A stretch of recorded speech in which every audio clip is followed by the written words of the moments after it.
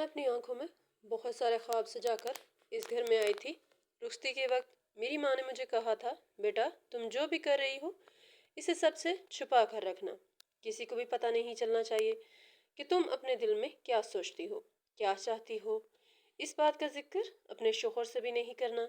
मगर अम्मा, मेरे ख्वाब कैसे पूरे होंगे? आप जानती तो हैं कि मैंने खुद को हमेशा किस रूप में देखा है, मैं क्या करना चाहती हूँ। आपने और अब्बा ने जबरदस्ती मेरी शादी तय कर दी। शादी तो कभी भी मेरे ख्वाबों की फहरिस्त में नहीं शामिल थी। मैं रूहान सी होकर बोली तो अम्मा ने मुझे गले से लगा लिया था। बेटा, ये मेरा नहीं तुम्हारे बाप का फैसला है। अब अपने बाप के फैसले की लाज रखना। तो इस घर की बहन के घर में ब्याह कर जा रही हो। बेटा, कभी भी अपनी फुफ्फो को कोई शिकायत मत होने देना। जानती हो, तुम्हारा बाप अपने बहन भाइयों पर जान देता है। अम्मा, वो सब तो ठीक है, मुझे भी फुफ्फो से बहुत मोहब्बत है। बावजूद इसके कि इनका रवैया हमारे साथ बहुत ख़राब है, हमें नौकरानियों से ज़्यादा हैसियत देने को तैयार नहीं होती। मगर फिर भी मैं इन्हें बहुत चाहती हूँ, इनकी बहुत इज्जत करती हूँ। अम्मी, मुझे सज्जाद से बहुत सारे तहफ़्फ़ुज़ात हैं। वो इंसान ना सिर्फ अनपढ़ है बल्कि उसे दुनियादारी की भी समझ नहीं है। मेरा कैसे एक ऐसे इंसान के साथ गुजारा होगा? मेरी माँ पर मेरी बात पर अम्मा ने मुझे तसल्ली दी थी। कहने लगी, बेटा इसीलिए तो बोल रही हूँ कि तुम जो करना चाहती हो खामोशी से करना। तुम्हारे शोहर को तो इस बात पर बहुत गुस्सा है कि तुम इससे ज्यादा पढ़ी लिखी हो। जब मर्द अपनी बीवी को खुद से दो कदम आगे देखता है तो इस ये बात इसकी अना पर ताजियाने की तरह लगती है। बस कभी भी इसे अपनी बर्तरी का एहसास नहीं होने देना। अम्मा ने मुझे बहुत सारी बातें समझाई थी जिन्हें पल्लू से बांधकर मैं ससुराल में आई थी। मगर घर में आते साथ ही फुप्पो ने ना मेरे दिल का लिहाज किया ना मेहमानों का। मुझे देखते ही कहने लगी कि जल्दी से कपड़े तब्दील करो, किचन में आओ, खाना बनाओ। हमारे घर में बहुएं ही मेहमानों की खातर मदारत करती हैं। मैं खामोशी से आंसू पीती हुई फुप्पो की बातों पर अमल करने लगी।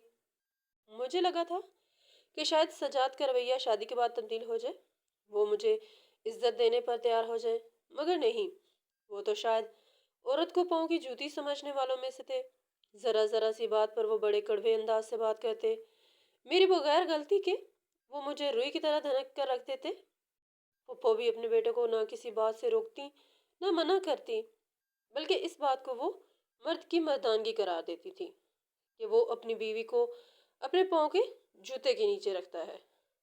जब मैं अम्मा अब्बा से शिकायत करती तो अम्मा तो नजरें चुराने लगती, मगर अब्बा मुझे ही समझाते, बेटा वो तुम्हारा शोहर है, तुम्हारा मजाजी खुदा है। तुम्हारी फूफा बताती है कि तुम खुद भी बहुत सारी बेवकूफ़ियाँ करती हो, बहुत सी गलतियाँ करती हो, तभी तो सजाद तुम पर गुस्सा करता है। वो तुम्हें समझाने की कोशिश करता है तो तुम बदतमीजी करती हो। यही वजह है कि तुम्हें मारता है। अगर तुम ये सब ना करो तो सजाद कभी तुम पर हाथ नहीं उठाएगा, कभी तुम पर गुस्सा नहीं करेगा। वो अनपढ़ जरूर है मगर जाहिल नहीं है। अब मैं अब्बा को क्या समझाती कि वो अपनी बहन की बातों में आकर मेरी जिंदगी बर्बाद कर चुके हैं। मैं हर वक्त रोती रहती और इस बात पर भी फूफो मुझे बुरा भला बोलती कि हर वक्त घर में नहुसत डाले रखती हूँ। फूफो का घर भी मेरे मैके से चंद घर छोड़कर था। मैं रोजाना ही अम्मा की तरफ आती थी ताकि इनके कामों में हाथ बटा सकूं। अम्मा पर फॉलेज का हमला हुआ था, इस वजह से वो घर के काम काज करने से कासिर थी। फुप्पो भी मुझे अम्मा के पास आने से रोक नहीं सकती थी। अगर ऐसा करती तो वो अब्बा की नज़रों में बुरे बनती। और जो लम्हे मैं माँ के घर में गुजारती वो मेरे लिए आज़ादी के लम्हे होते थे। मैं फ़ौरन अम्मा के घर आकर जल्दी जल्दी काम निपटाती और फिर अपने ख्वाबों को पूरा करने के लिए किताबों पर आंखें लगाकर बैठ जाती। जो जो मेरे पेपर्स करीब आ रहे थे मेरी परेशानी बढ़ती जा रही थी। अम्मा, पेपर्स की तैयारी तो मैं कर चुकी हूँ, मगर मैं पेपर्स देने के लिए कैसे जाऊंगी? तुम जानती हो कि पुप्पो और सजाद की तो मेरी हर हरकत पर नजर होती है।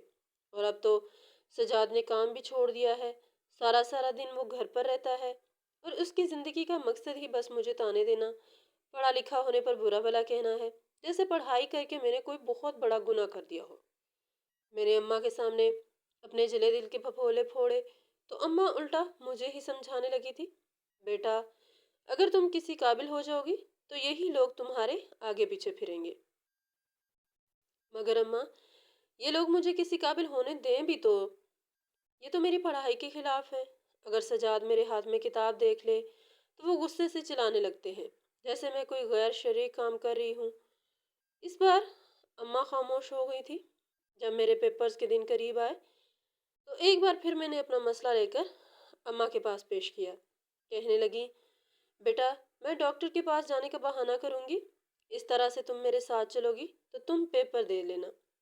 اماں کی بات مجھے بہت اچھی لگی تھی کہ وہ میری محبت میں میرا ساتھ دے رہی ہیں۔ کبھی اماں کی طبیعت خرابی کا بہانہ کر کے، کبھی دوائی لانے کا بہانہ، تو کبھی کسی ضروری کام کا بہانہ کر کے میں اپنے پیپرز دیے جا رہی تھی۔ مگر جب میرا آخری پیپر تھا، اس دن سجاد گھر پر نہیں تھا۔ وہ اور پھپھو دوسرے گاؤں میں شادی پر گئے ہوئے تھے۔ اماں سے میں کہنے لگی کہ آپ میرے ساتھ جاتی ہیں تو آپ بہت تھک جاتی ہیں، آپ کی طبیعت بھی خراب ہو جاتی ہے۔ آج تو میرے سسرال میں کوئی بھی نہیں ہے، آپ ایسا کریں، گھر میں آرام کریں، میں اکیلے ہی پیپر دینے کے لیے چلی جاتی ہوں۔ اماں نے مجھے بہت روکا۔ کہنے لگی، بیٹا، اگر اچانک سے تمہارا شوہر گھر آ گیا، تمہارے بارے میں پوچھا تو میں کیا کہوں گی؟ میں نے ان کی بات کو ہنسی میں اڑا دیا تھا۔ اماں، صرف 3 گھنٹے کی ہی تو بات ہے، 3 گھنٹے بعد میں واپس آ جاؤں گی اور وہ لوگ کل سے پہلے واپس نہیں آئیں گے۔ آپ فکر مت کریں۔ میں پیپر دینے کے لیے چلی گئی تھی اور یہ نہیں جانتی تھی کہ یہ میری زندگی کی سب سے بڑی غلطی ثابت ہونے والی تھی۔ 3 گھنٹے کیسے گزرے پتہ ہی نہیں چلا۔ یہ شکر تھا کہ میں نے سارا پیپر حل کر لیا تھا اور میری امیدوں کے عین مطابق میرا پیپر بھی بہت اچھا ہوا تھا۔ میں سرشار اور مطمئن سی گھر واپس آ گئی تھی کہ اب میں اپنے خوابوں کے قریب پہنچنے والی تھی، بس اپنے خوابوں کو چھونے ہی والی تھی۔ مگر جب گھر پہنچی تو سامنے کا منظر دیکھ کر ہکا بکا رہ گئی۔ گھر میں میرے شوہر، پھپھو اور ابا تینوں ہی موجود تھے۔ اماں سہمی ہوئی نظروں سے باری باری ان تینوں کے چہروں کی طرف دیکھ رہی تھی، جبکہ سجاد اور پھپھو کے اونچا اونچا بولنے کی آوازیں گھر سے باہر تک آ رہی تھی۔ میں کانپتے دل کے ساتھ گھر میں داخل ہوئی تو سامنے کا منظر دیکھ کر میں ہکا بکا رہ گئی۔ سجاد نے مجھے دیکھا اور مجھ پر پل پڑا۔ اس نے مجھے بہت مارا، مجھے روئی کی طرح دھنک کر رکھ دیا۔ وہ مجھ پر طرح طرح کے الزام لگاتا رہا تھا۔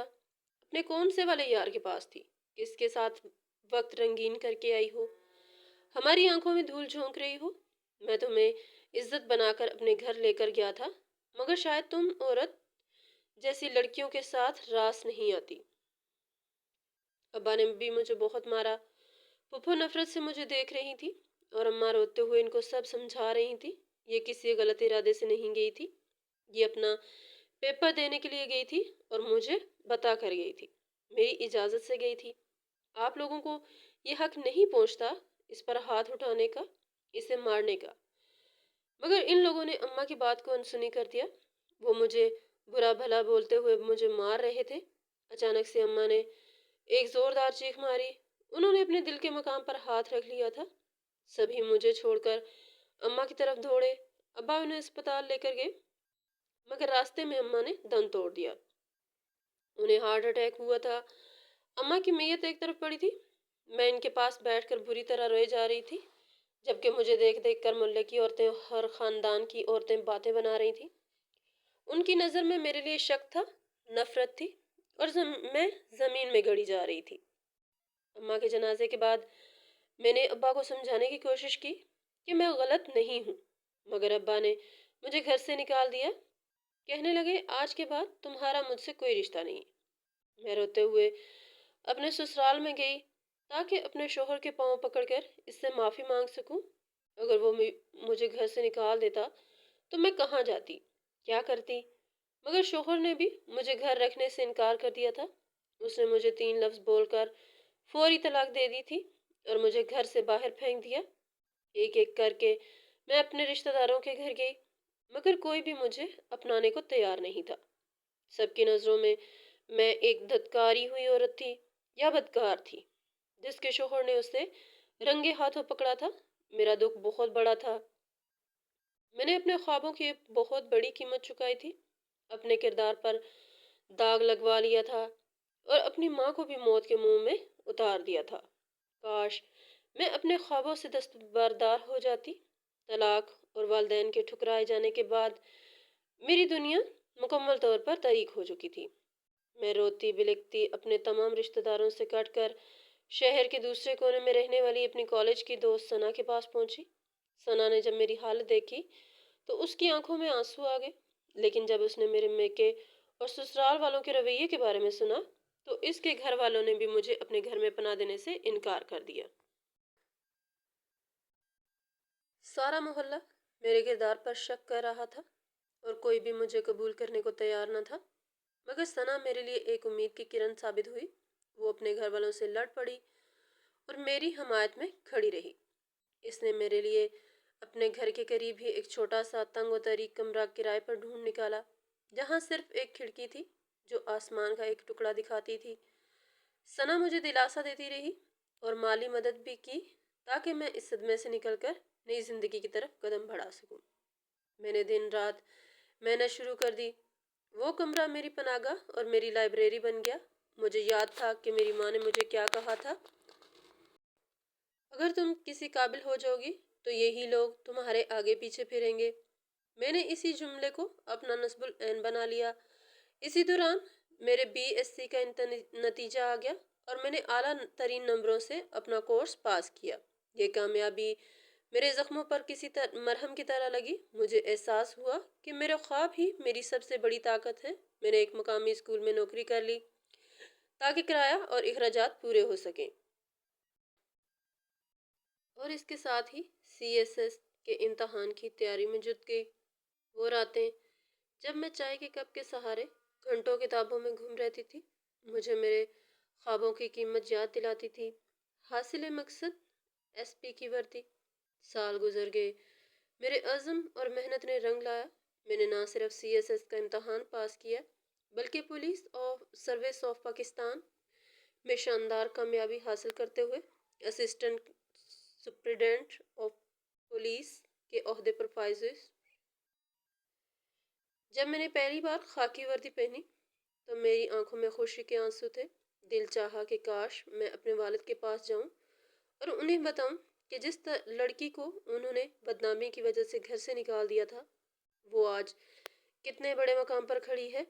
اس دن کے لیے میں نے کتنی محنت کی تھی، کتنے الزامات سہے تھے اور اپنی ماں کو کھو دیا تھا۔ مجھے ڈیوٹی پر آئے ہوئے ابھی 2 ہی مہینے ہوئے تھے کہ ایک دن رات گئے میرے پاس جرائم پیشہ افراد کو لایا گیا جو ایک بڑی چوری کے الزام میں پکڑے گئے تھے۔ میں نے فائل دیکھی اور جیسے ہی نظریں ملزموں کی قطار پر پڑی میں حیران و ششدر رہ گئی۔ ملزموں میں میرا سابق شوہر سجاد بھی کھڑا تھا۔ ماضی سے سامنا۔ سجاد نے بھی مجھے ASP کی وردی میں دیکھا تو وہ جیسے دنگ رہ گیا۔ اس کی آنکھوں میں وہی غرور اب نہیں تھا بلکہ ذلت اور ندامت تھی۔ ماحول میں ایک گہرا سکوت چھا گیا۔ میں نے خاموشی سے سب کو کمرے سے باہر جانے کا اشارہ کیا اور صرف سجاد سے مخاطب ہوئی، کیا تم نے چوری کی ہے؟ اس نے سر جھکا لیا اور ٹوٹے ہوئے لہجے میں بتایا کہ فالج کا حملہ ہونے کے بعد میرے والد یعنی اس کے سسر کی حالت بہت خراب ہو چکی ہے۔ وہ آپ کو یاد کرتے رہتے ہیں، ہر وقت آپ کا نام لیتے ہیں۔ اس نے یہ بھی بتایا کہ والدین کی عدم توجہ کی وجہ سے وہ بچپن سے ہی چھوٹی موٹی چوریاں کرتا تھا اور اب اس نے بڑا ہاتھ مارا تو پکڑا گیا۔ میں نے اسے اس کی کرتوتوں کی سزا کا یقین دلایا مگر ساتھ ہی اپنے والد کی خبر سن کر میرا دل پسیج گیا۔ میں نے بغیر کسی کا انتظار کیے فوری طور پر اسپتال کا رخ کیا۔ باپ بیٹی کا ملاپ جب میں وردی میں اسپتال میں اپنے والد کے سامنے کھڑی ہوئی تو وہ بھی مجھے دیکھ کر ہکا بکا رہ گئے۔ ان کی آنکھوں میں پہلے شک تھا، پھر حیرانی اور آخر میں بے پناہ محبت۔ فالج کی وجہ سے ان کا جسم ساتھ نہیں دے رہا تھا لیکن ان کی آنکھوں میں کی نمی بتا رہی تھی کہ وہ کیا محسوس کر رہے ہیں۔ میں نے ان کے سامنے ساری حقیقت بیان کی۔ ابو، میری زندگی کا یہ مقصد تھا، میں یہ حاصل کرنا چاہتی تھی اور آپ نے صرف پھپھو کی باتوں میں آ کر مجھ پر اعتبار نہیں کیا، میری ماں کی قربانی کو بھی نہیں سمجھا۔ ابو نے میری طرف دیکھا اور ان کی آنکھیں چھلک پڑی اور پھٹی پھٹی آواز میں وہ بس اتنا کہہ پائے، مجھے معاف کر دو بیٹا، میں نے تمہیں سمجھنے میں غلطی کی۔ میں نے اپنے والد کو اسی دن اسپتال سے چھٹی دلوائی اور انہیں اپنے ساتھ شہر کے ایک پوش علاقے میں واقع اپنے سرکاری بنگلے میں لے آئی۔ یوں محسوس ہوا جیسے برسوں بعد مجھے میری کھوئی ہوئی جڑ مل گئی ہو۔ نئی شروعات تھوڑے ہی عرصے میں ابو صحت یاب ہونے لگے۔ ایک شام ابو نے مجھے اپنے پاس بلایا اور محبت بھری نگاہوں سے دیکھا۔ کہنے لگے، بیٹا، تم نے جو مقام حاصل کیا میں فخر کرتا ہوں، لیکن تم ساری زندگی صرف ڈیوٹی اور کام کے ساتھ نہیں گزار سکتی۔ تمہیں اپنی زندگی کو مکمل کرنا چاہیے۔ تمہیں ایک بار پھر شادی کر لینی چاہیے۔ ابو کا اعتماد دیکھ کر میرے دل کو سکون ملا۔ میں نے اس تجویز پر غور کیا اور محسوس کیا کہ زندگی کا یہ پہلو بھی خالی نہیں رہنا چاہیے۔ میں نے اپنے ڈپارٹمنٹ کے ایک نہایت شریف اور باوقار افسر عدنان سے شادی کر لی، جو میرے کام اور میرے عزم کی قدر کرتے تھے۔ یوں میں نے اپنی محنت، ثابت قدمی اور وقت کی مدد سے صرف اپنی منزل ہی حاصل نہیں کی، بلکہ اپنے کردار پر لگنے والے داغ کو بھی دھو ڈالا اور اپنی زندگی کا دوبارہ سے خوشگوار آغاز کیا۔